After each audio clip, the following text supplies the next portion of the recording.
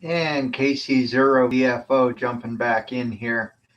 Yeah, I actually went to watch a Denver Gales game not too long ago, and man, they were beating each other up.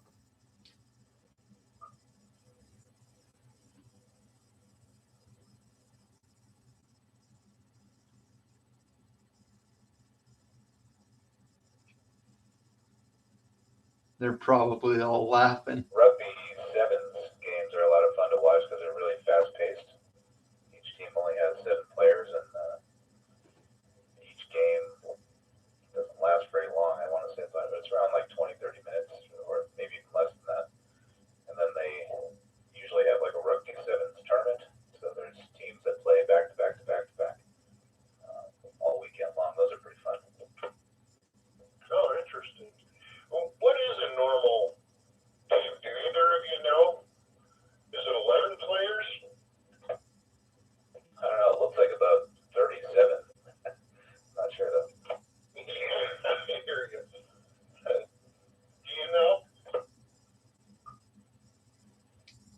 Yeah, KC0 VFO. I think it's about 37 total. So split that in half. Well, that's weird.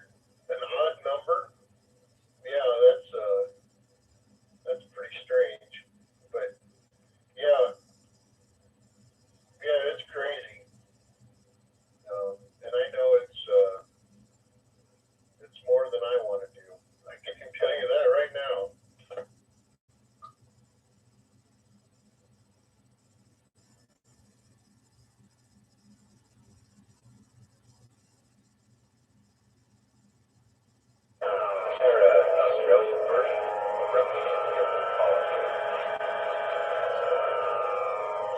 Responsible for the players, the officials, and the Broncos staff, but not the stands or anything like that. So we were down on the field, and I was at a Chargers game, and this guy got hurt. It was at the old Mile High, and I had to put him on this two-wheel cart and carry his butt down to the south stands, put him in there, take him up to the medical room they had up in there for x-rays and stuff. Then we carried his butt back out to the sidelines where he promptly jumped up off our little cart we were carrying him on and went back into the game. And I wanted to hit him with that cart.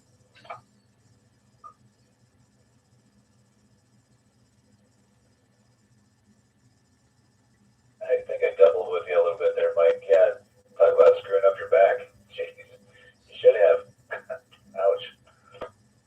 Yeah, I got to carry him all that way, thinking he's hurt, and then find out, oh, he's going back in the game. And especially when we carried him back. Okay, I carried him down there. That's one thing.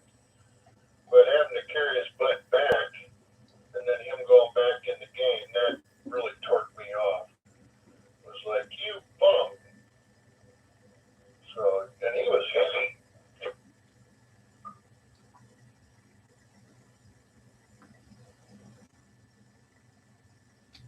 Now, which one of the Broncos was it? Was it Keith Bishop? Because he was pretty heavy. Yeah, it was a Chargers player, and I couldn't tell you because I don't follow the sports at all. And it's been so many years ago. But I just remember I was torqued off at him, and I thought, yeah, I'd like to hit him with this cart.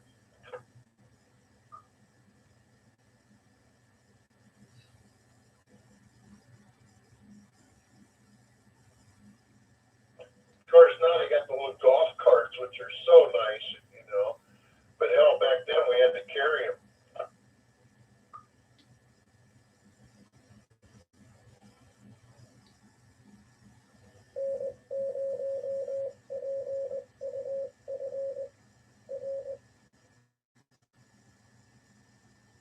KF0EWV. Couldn't afford golf carts back then, I guess, huh? Great.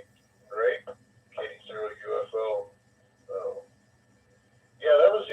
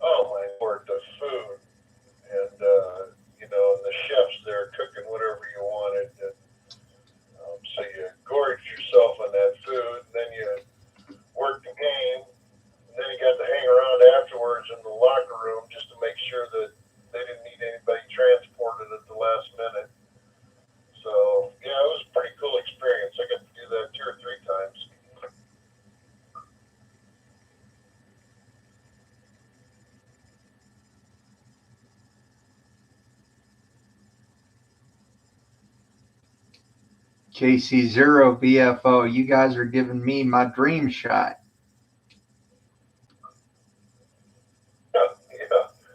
It always pissed my wife off too because she was a fan and I could care less. But you know, hell, if I get to go to a game and stand on the 50-yard line, you're darn right I'll go.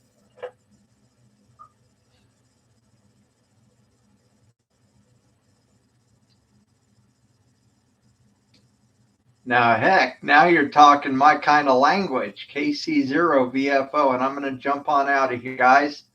You guys have a great day, and I'll talk to you guys later down the log. KC0 VFO clear. All righty, take care. Good talking to you, KC0 UFO. All right, KC0 UFO.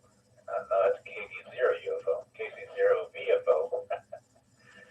I'll get them right one of these days. Yeah, nice talking with you, man. Have a good night. And the other station, what was your call sign? KF0 EWV. Kilo Fox 0 Echo Whiskey Victor.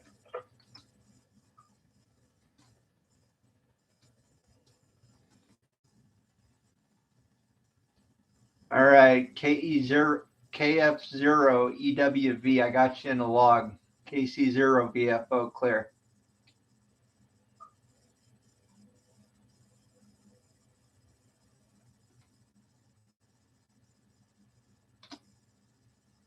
Have you ever noticed how hard it is to find shoestrings anymore? I mean, that's a dumb question, but you know, it used to be you could go and find a bazillion different shoestrings, like at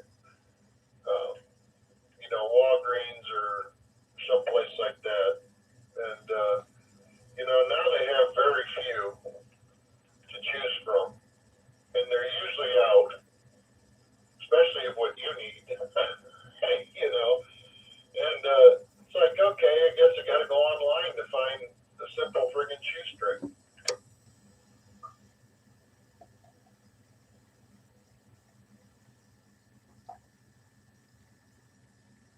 Seems like it's like that more and more with a lot of things. Radio Shack, for example. You know, not so many of those around these days either. And they were super handy to go to, and you just needed, you know, a light bulb or a special battery or something. Everything's online. Right, battery of the month. You know, I missed the battery of the month club. You know, and then they used to get the free flashlight or whatever, you know, once a month they'd have a coupon in there for, you know, a free flashlight or something. You know, I always loved Radio Shack. And actually I bought several things from Radio Shack online here.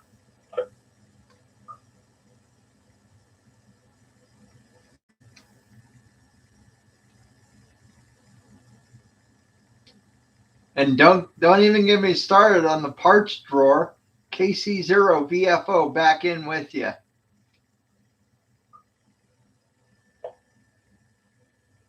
no kidding, right? I like going through those drawer cabinets and just seeing where all the possibilities were, you know, like just thinking of things you can make with all of that stuff, which is kind of fun. Oh, yeah. Oh yeah, you know, then you can get little circuit boards and make your own circuit boards and stuff, and it was inexpensive. You know, that's what was so cool about it. So, oh yeah, go up there to get crystals for your scanner. You know, I had a 4-channel realistic scanner. It was the first scanner I had, and that thing went 24 hours a day for years. And that never became of it, but I think it was still working when I got rid of it, whatever happened to it.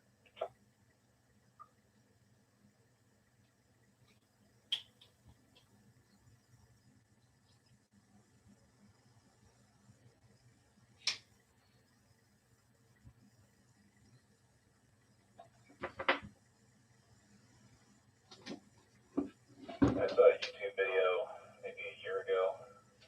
Guy was flipping through Radio Shack catalog from, I think it was the mid-'80s.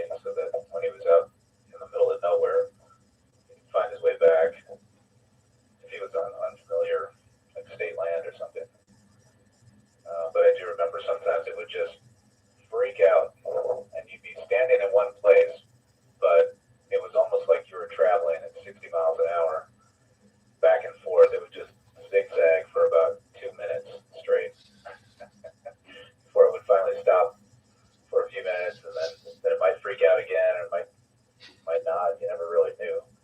So you never really trusted it all that much. That's a little scary. That's a little scary, because then you wouldn't know where the hell you had been. Yeah, the lines showing your track were kind of zigzagging all over the map, so you had to wait, once it calmed down, clear them out, and kind of start over. But you can still have like waypoints stored in there, so you could at least figure out kind of how to get back most of the time. Okay, well, that's good. Wow. Well, fun and games of the early technology, you know. I remember the first transistor radio I got, you know, and thought that was really cool.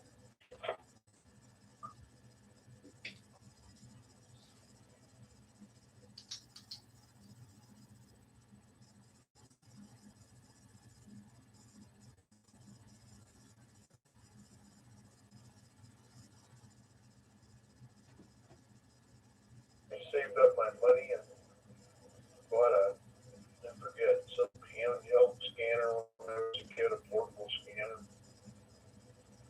And had it about 9 months. Something went wrong with it. It was still under warranty, and they sent it in, and God, they had it for like 2 months. Finally, I got it back, and after I got it back, that sucker worked great for years.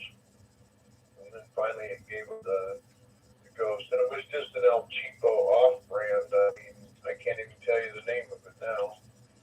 I don't think it was a realistic or Radio Shack brand or anything like that. It was, you know, just some unheard of at the time name.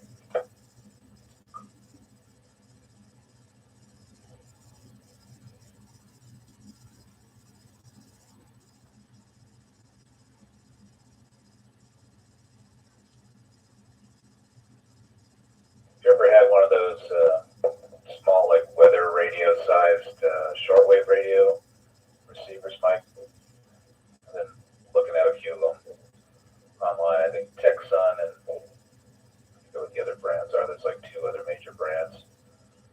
Seem like it might be something fun to tinker with.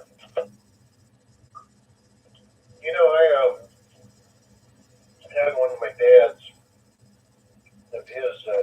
I used to mess with them when I was a kid, and I actually have one in my RV that I bought at the flea market, and they wanted like $20 for it, and it was an old, I can't even tell you the name of it, and I talked them down to $10 and bought it, and that radio's been a great radio, and it's got shortwave and long wave and all that stuff on there.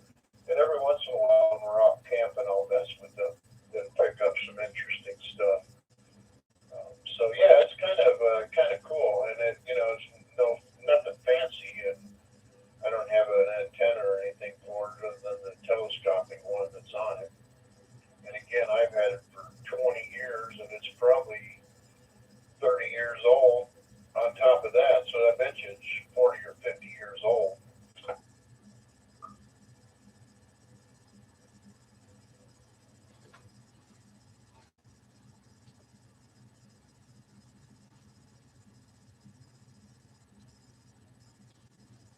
That's cool. Yeah, $10 seems like a pretty reasonable price, huh? It's interesting looking on Amazon. They have a whole range of them, anywhere from like under $20 to up to $400 or $500. Yeah, I'll see you guys later. Maybe someday I'll grab one. We'll see. KC0 VFO signing off.